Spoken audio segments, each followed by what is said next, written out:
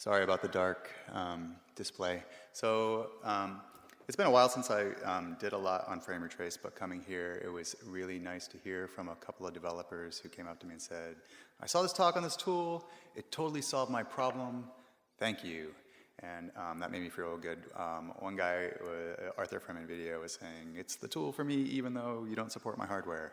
So that's fantastic. And he kind of told me, it's the only tool that runs, that's open source, OpenGL, performance, it runs on multiple silicon platforms and also works on Windows. So I think that's correct. If there's another tool like that, go team, you know. So anyways, I figured I'd let you know some of the features I've added to the tool since I talked to FOSDEM.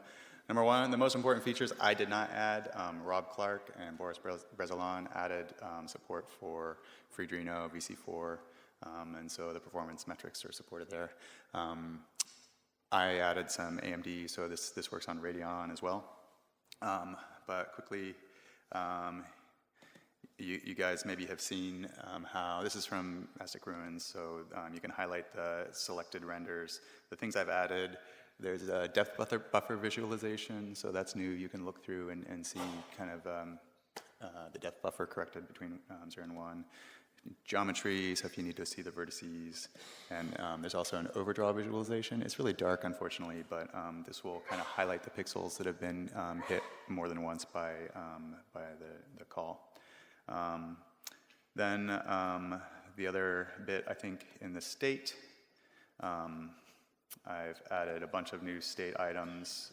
If you haven't seen this before, you can just select, and then you go back to the render target, and oh man, you really can't see.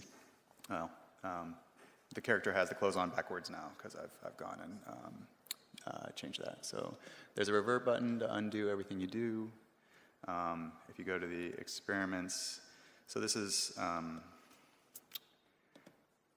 so what I've done here is I've substituted a 2x2 texture for the textures that were being used. And so if you go and look at the metrics, so there's so many metrics displayed here, but you could go and look at,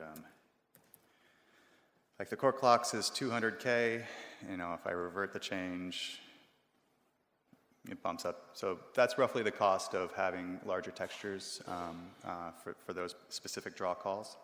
Other experiments you can do is you can change it to wireframe, which then, you know, will let you mess around with that. Another important change is if you just set the scissor rect to be 1 by 1, that'll isolate the geometry cost for setting the triangle. So the character has been scissored out, and in the metrics, this is the cost of rendering it purely due to managing the vertices.